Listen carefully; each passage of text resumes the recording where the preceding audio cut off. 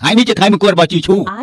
ដើម្បីនគរជិញយើងនៅនគរចៅច្រើនឆ្នាំបានរៀបចំគោលការណ៍ត្រឹមត្រូវហើយនេះអ្នកនរគ្នាមកចូលរួមពិធីមង្គលការជីឈូចាប់ពីពេលនេះតទៅក៏ខ្លាយទៅជាកូនរបស់អ្នកស្រីបានន័យថាជាបុត្របង្កើតរបស់យើងដែរហើយជីឈូមិនទេក្រាបទូលអ្នកទទួលតែងតាំងចូលក្នុង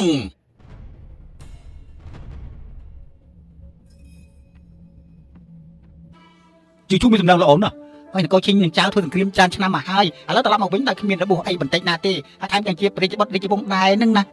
អ្នកស្រីទទួលជីឈូគឺមានប្រយោជន៍ពីរជីឈូទុកថាមានគុណសម្បត្តិធំណាស់អញ្ចឹងអ្នកស្រីជ្រើសរើសអ្នកមានស្នាដៃដើម្បីបម្រើជាតិគុណសម្បត្តិធំធេងថ្ងៃក្រោយជីឈូត្រូវស្ដាប់តាមបង្គាប់របស់អ្នកស្រីគ្រប់កាត់ទញ្ញូតាធរតើមែនទេមិនមែនលីពូវៃទេជីឈូប្រកាសជាត្រូវព្រះអង្គចៅសម្លាប់បានហើយរឿងអីរហូតដល់ថ្ងៃនេះប្រជាពលឆ្ងល់មែនហ្មងហើយនេះកុំអាននេះវិញឆ្ងាយពេកបានទីនឹងតាមស្មានថ្ងៃក្រោយនឹងមានធំទៀតផងហើយព្រះបិតាអ្នកស្រីដល់ពេលនោះគេក៏ត្រូវស្ដាប់បញ្ជាពីលីពូវៃដែរនឹង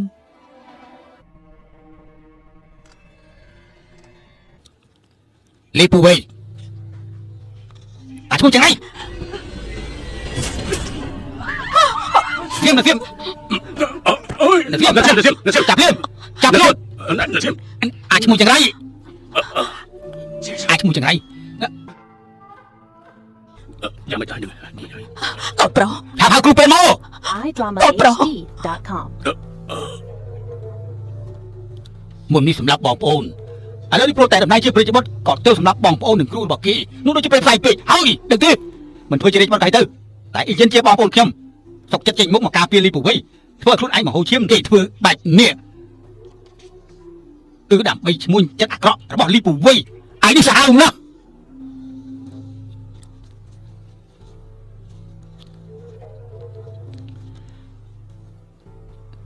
គេមិនសមជារាជបុត្រាឯនេះក៏រឹតតែមិនសមទៅទៀតណាមិនពិតទេរឿងរបស់អ្នកប្រុសគឺជារឿងមិនពិតទេកាប់ទូតងអ្នកប្រុសជាឈូគឺទូមង្គមគឺជាអ្នកប្រាំគំនិតគ្មានតាក់ទងនឹងអ្នកប្រុសធំទេក្រោយពេលដែលដឹងទូកំហុសរបស់ទូមង្គមរួចហើយនោះគេក៏ចង់ធ្វើរឿងនេះគឺដើម្បីទទួលកំហុសចំនួនទូមង្គមគឺមកខំទេទូមង្គមជាអ្នកនិយាយលោកខ្ញុំនិយាយទៅមិនមកទៅរឿងថ្ងៃនេះលោកជាអ្នកចេញបញ្ជាមិនហើយគឺទូមង្គមបញ្ចុះបញ្ចូលឲ្យអ្នកប្រុសធំធ្វើដូច្នេះ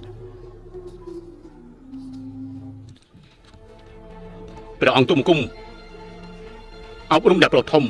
អស់ពីលទ្ធភាពទៅហើយទូមង្គមសុខចិត្តទទួលទោស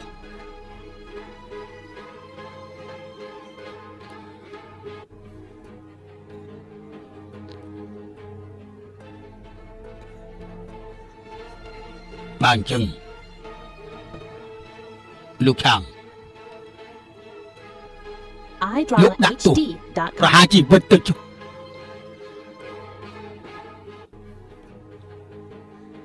អរព្រះគុណព្រះអង្គ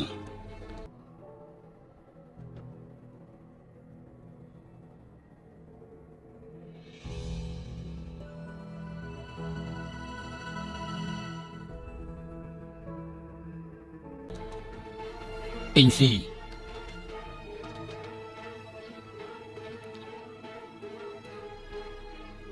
មិនដឹងចេញពីសញ្ញាធ្វើតបនៅព្រំដែន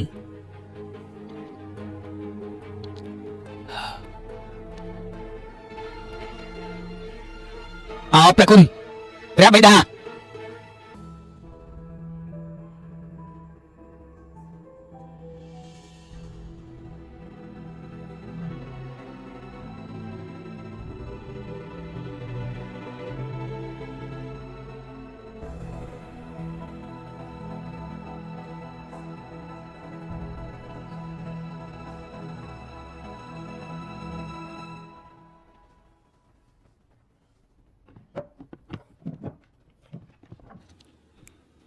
អ្នកប្រុសកុំប្រឹងប្រែងកម្លាំងពេកណា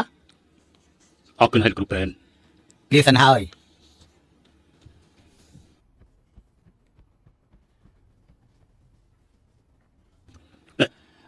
លោកគ្រូអ្នកប្រុសប្រហែលពេកហើយបើសិនជាស្លាប់ទៅបាត់ការប្រឹងប្រែងខ្លាចទៅជាអត់ប្រយោជន៍ណាលោកគ្រូសុខចិត្តលះបង់ជីវិតអ្វីសូម្បីតែជីវិតខ្លួនឯងក៏ដោយក៏ដើម្បីយើងទាំងអស់ឃើញថាលោកគ្រូមានគ្រោះថ្នាក់យើងធ្វើមិនដឹងលឺអ្នកប្រុសថ្ងៃក្រោយគឺជាអ្នកប្រុសក្រុងរាជ ដើម្បីជួយប្រជារាស្ត្រឲ្យផុតពីការលំបាកទាំងនេះនេះហើយជាប្រាថ្នារបស់យើងទាំងពីរនាក់ខ្ញុំលីពូវ័យស្លាប់គ្មានអីស្ដាយទេលោកគ្រូជួយនិយាយទៀតទៅរបួសខ្ញុំធ្ងន់ធ្ងរទេថ្ងៃក្រោយទៅពឹងលោកគ្រូជួយបម្រើការងារជាតិតទៅទៀតអ្នកប្រុសថ្ងៃក្រោយក៏ប្រហែលនឹងគ្រោះថ្នាក់ពេកណាមិនបានទេ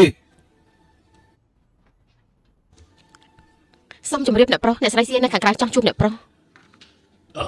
ដឹងហើយជួបមិនបានទេមិនបានការរបស់ខ្ញុំឬអីជួបមិនបានបាទអ្នកស្រីបានយ៉ាងដឹងថាអ្នកប្រុសពេលនេះជួបដៃបង្កើតជាមិនផុតធ្វើគេមានការសង្ស័យចំពោះអ្នកប្រុសមិនខានទេខ្ញុំមិនគាត់ទេអ្នកប្រុសអ្នកស្រី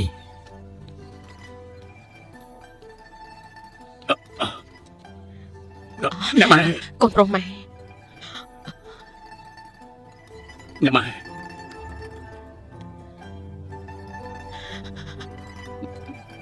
កូនប្រុសម៉ែ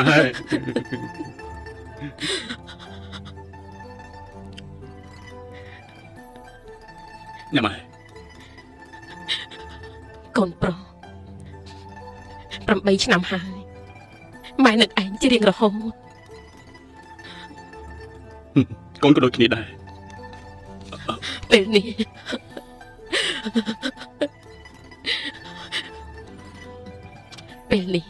កូនមានឋានៈជាបុត្រាត្រូវតែយកចិត្តទុកដាក់បម្រើអ្នកស្រីវាយយ៉ាង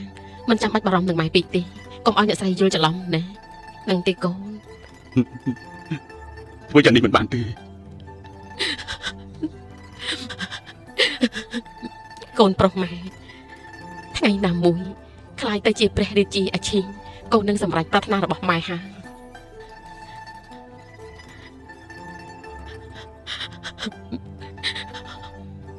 អ្នកស្រីវាយ៉ាសួរថារបស់អ្នកប្រុសយ៉ាងម៉េចទៅហើយអាចបន្តកម្មវិធីបានឬក៏មិនបានទេតើរបបប៉ុណ្ណឹងទៅរួចទេទោះយ៉ាងណាកម្មវិធីថ្ងៃនេះត្រូវតែសម្រេចឲ្យបានណាជាវាមានការប្រែប្រួលiDramaHD.com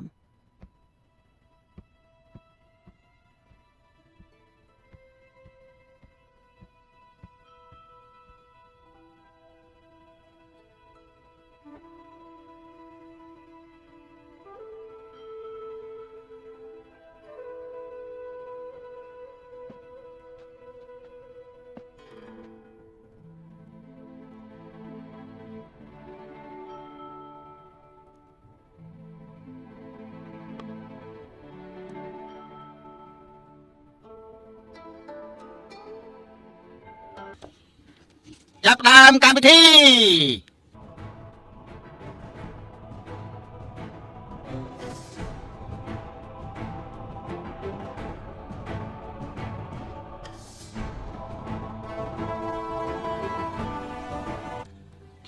ដណ្ដប់ក្រណាត់ពីលើព្រះអង្គ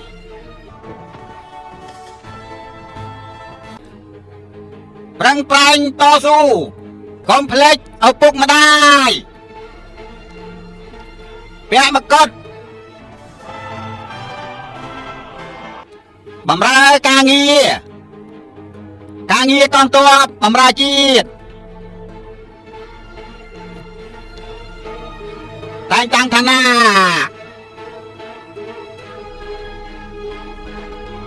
សូមគោរព